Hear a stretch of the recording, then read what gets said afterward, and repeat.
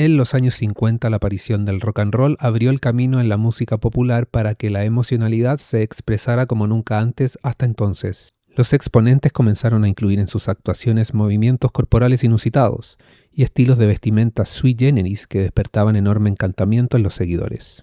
Chuck Berry, considerado el padre del estilo, con su altísimo carisma y su dubstep, paso de pato, encandilaba a las audiencias. Little Richard, por su parte, hacía lo propio con sus piruetas en vivo, tocando de espaldas al piano o subiendo una de las piernas en posición de elongación. Su canto era frenético y a fuerte volumen. Otros exponentes como Jim Vincent, Eddie Cochran, Buddy Holly y el considerado rey del estilo Elvis Presley encantaban además a su público, haciendo valer su condición de sex symbols. La actitud de rebeldía adolescente comenzó a identificarse con este estilo de forma inequívoca.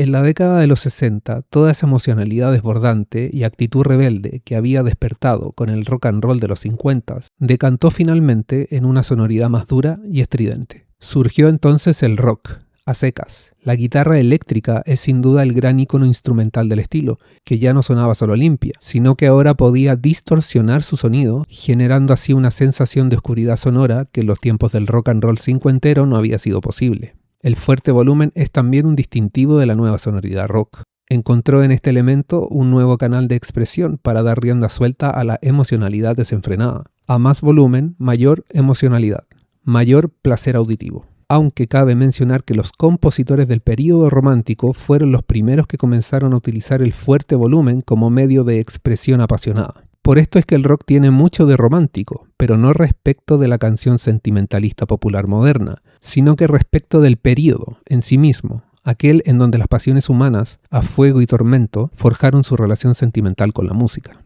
La cantante ícono de la época es sin duda Janis Joplin, quien exhibía un talento verdaderamente avasallador, pero así de avasallador era muchas veces también el nivel de intensidad y descontrol emocional que alcanzaba en sus interpretaciones.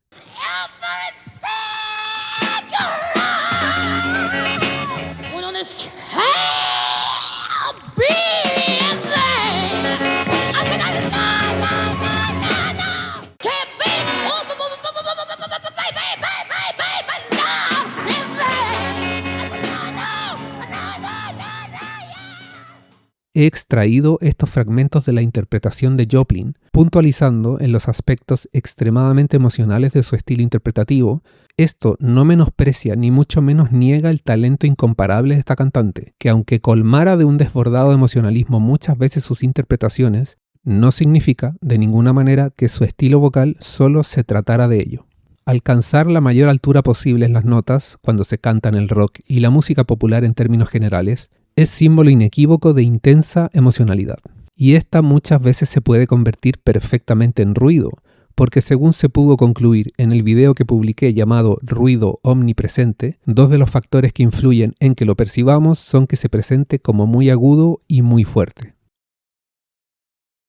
Para satisfacer más aún los caprichos sonoros de los músicos rockeros de la época, aparecieron una serie de efectos de sonido, utilizados principalmente por los guitarristas. Uno de esos efectos fue el pedal de wah, distintivo sonoro del estilo tan enajenado y ensimismado del máximo ícono de la guitarra rock, Jimi Hendrix. Pero aún todos estos recursos no eran suficientes para experimentar el nuevo y hechizante estilo musical de los años 60. La explosión catártica se sellaba en el uso indiscriminado de drogas. Es sabido que muchos de los más grandes íconos del rock de los 60 murieron justamente por adicción a ellas. La fusión entre música rock, emoción, catarsis, egocentrismo y drogas es lo más parecido a una bomba nuclear, pero detonando al interior del ser humano. Es el ejemplo más claro y terrorífico de cuando se vive sometido al placer y a lo que solo dictan las pasiones. El caso de Mick Jagger es realmente increíble, viviendo en la fantasía adolescente de que el rock nunca muere a sus 82 años. Pero más impactante aún es ver la impudicia de Iggy Pop a sus 78 años exponiendo su dorso desnudo, tal como lo hacía hace 50 años atrás. Al ícono de la guitarra rock Angus Young también lo vemos a sus 70 años de edad, siendo el mismo personaje que lo catapultó a la fama hace 50 años atrás. Las vestimentas de escolar adolescente que siempre caracterizaron su puesta en escena hablan más que 1000 palabras. La figura del adolescente en envase viejo se ve en el rock en infinidad de casos, hasta el día de hoy. Las actuaciones del guitarrista Jonny Greenwood, por ejemplo, de 54 años, mantienen esa actitud adolescente. La música continúa poseyéndolo emocionalmente y él se entrega a ese oscuro poder sin más ni menos. Enfadado y ensimismado, se muestra frente a su público, que dicho sea de paso, goza y celebra al verlo. Su compañero de banda, Thom Yorke, sufre los mismos embates energéticos del poder elemental de la música. Desde un principio marcó presencia, primeramente por un talento indiscutible, pero también por dar a conocer un canto que en muchas ocasiones más bien parece un llanto desconsolado, semejante a veces incluso a un verdadero berrinche infantil.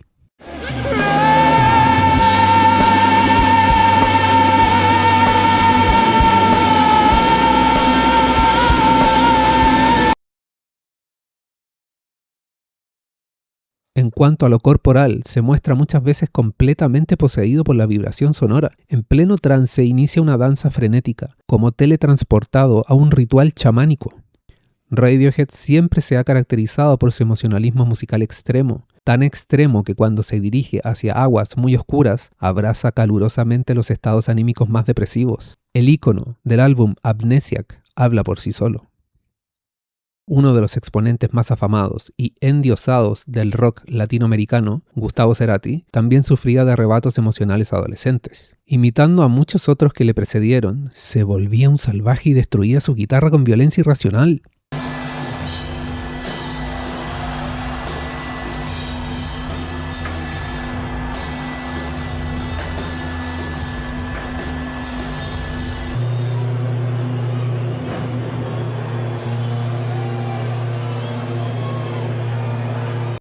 No es casualidad que realizara este ritual destructivo siempre al interpretar Sueles dejarme solo. Parecía ser para él un acto coherente con el contenido sentimentalista de la canción.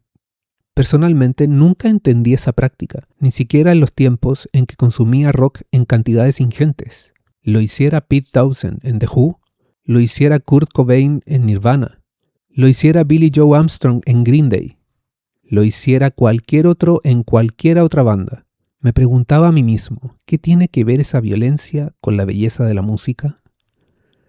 El arrebato exhibido no es solo producto de una inestabilidad mental preocupante, sino que también de un ego absolutamente monumental. Mostrarse poseído así por esa emocionalidad desbordada es una clarísima muestra de que el público que tengo enfrente me da exactamente lo mismo. Y este último nunca ayudó mucho tampoco, pues cada vez que la escena ocurría, ellos aplaudían encantados. Y si de arrebatos adolescentes se trata, otros muchos íconos del rock latinoamericano ofrecen material de sobra. ¿A ti no te asusta formar parte? Bueno, ya, eso era todo.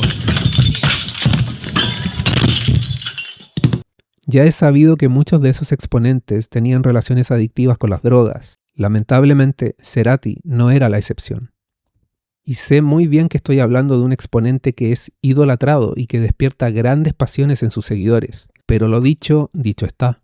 Cerati, sin duda, fue, en su ámbito, un gran músico como compositor, cantante y guitarrista, pero ese tipo de arrebatos emocionales que sufría y explotaba en los escenarios mostraban un lado tan oscuro como tan incomprensible de su personalidad artística.